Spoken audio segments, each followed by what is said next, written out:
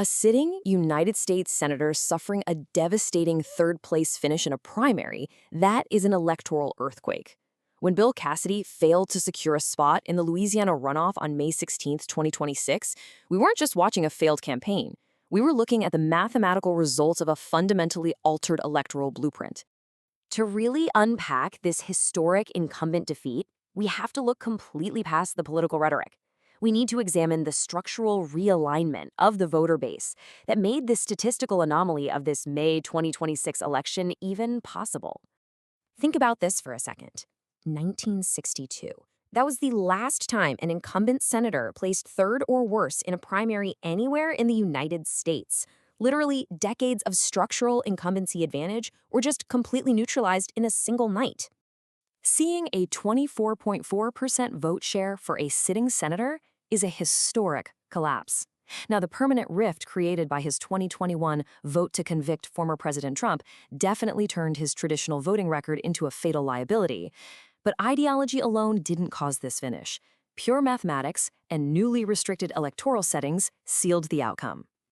Let's look at the structural engineering in primaries, because that reveals the actual mechanics behind this. We're looking at a completely restructured system mathematically designed to produce this exact reality. The catalyst here was Act 1 from Louisiana's 2024 legislative session. For decades, Louisiana used an open jungle primary, allowing candidates to build broad, cross-partisan coalitions.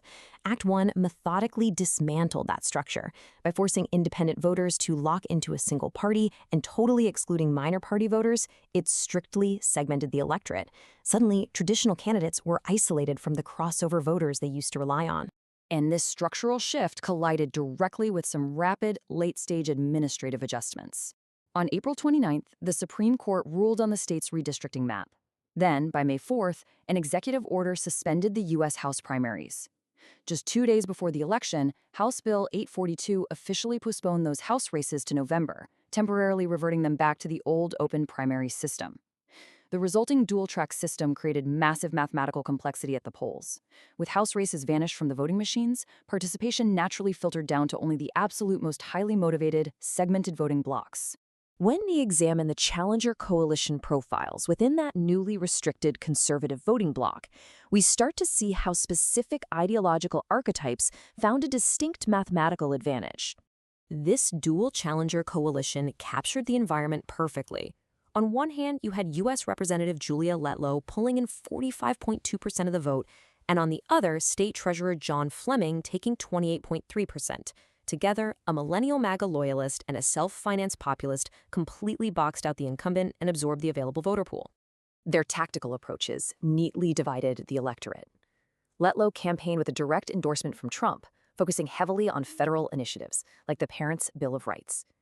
Fleming, meanwhile, operated as an unofficial Plan B, running aggressively on local, rural issues, like strong opposition to carbon capture projects. Between those two specific platforms, there was absolutely zero oxygen left for a traditional, institution-focused campaign within that isolated right-wing electorate. We saw a parallel structural fracture happening simultaneously in the Democratic primary.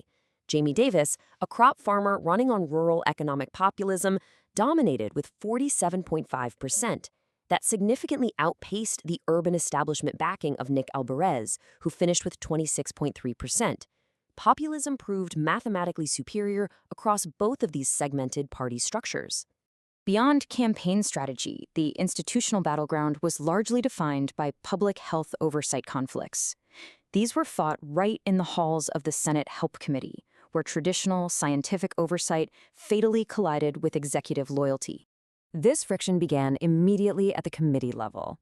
As chairman of the Help Committee, the incumbent tried to enforce traditional legislative oversight on an aggressively populist executive health agenda. Initially, he cast the deciding vote to confirm Robert F. Kennedy Jr. as HHS secretary, specifically trying to extract written commitments on vaccine safety. But the friction escalated fast over mRNA funding cuts and the resignations of top CDC officials. And when the chairman finally stalled the nomination of wellness influencer Casey Means for Surgeon General, well, the executive retaliation was immediate and severe. We can really identify this dynamic as the appeasement trap. Trying to extract written safety commitments in exchange for confirmation votes completely failed to protect the incumbent. Instead, it triggered a highly targeted $1 million financial retaliation from the Make America Healthy Again PAC. Trying to balance traditional scientific standards with populist political demands mathematically alienated the candidate from every single available voting bloc. Yet the behavior of this newly segmented electorate presents a fascinating constitutional ballot paradox, especially when we evaluate state-level executive power. The mathematical reality here is striking. The exact same voters who just purged an establishment federal senator overwhelmingly crushed attempts to expand state executive authority. Take Amendment 1, which would have removed civil service protections to expand unclassified state positions. It failed by over 400,000 votes. In fact, all 5 amendments championed by the state executive, amendments seeking to restructure government power and alter public school funding, were defeated by absolutely massive margins. This perfectly illustrates the dual nature of this modern electorate. On one hand, they successfully utilized populist messaging and loyalty tests for candidate selection. But on the other, they strictly enforced rigid constitutional limits on administrative centralization at home. They will readily reshape a federal delegation, sure, but they outright refuse to surrender local civil service protections to state executives. These localized outcomes give us some very clear systemic implications and an outlook into the future mechanics of federal governance. Based on the data we're reviewing, we can forecast with high analytical confidence that this specific strategic combination provides a highly replicable structural template. We are absolutely going to see this model exported to other states. By pairing legislative primary overhauls with direct executive endorsements and targeted advocacy funding, political strategists now possess a proven mathematical formula for systematically unseating traditional legislators everywhere. And the financial data confirms that traditional defense mechanisms are essentially broken. The incumbent entered this race with over $13 million, yet overwhelming financial war chests and long-standing committee seniority no longer mathematically insulate politicians from strictly enforced party loyalty challenges in a closed primary setting. The old rules of campaign finance survival simply do not apply here anymore. Looking ahead to the next administration, we can predict that the Senate Help Committee is fundamentally guaranteed to experience a massive vacuum of oversight friction. With traditional, policy-focused committee leadership structurally removed, the path is entirely clear for sweeping alterations to federal health guidelines and medical research budgets entirely free from standard legislative resistance. This leaves us with an incredibly deep, unresolved systemic tension.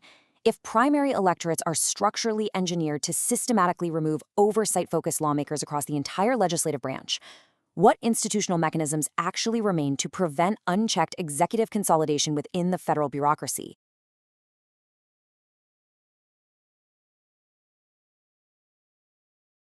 An investment in knowledge pays the best interest, so why not invest in this channel? Click like and subscribe for more.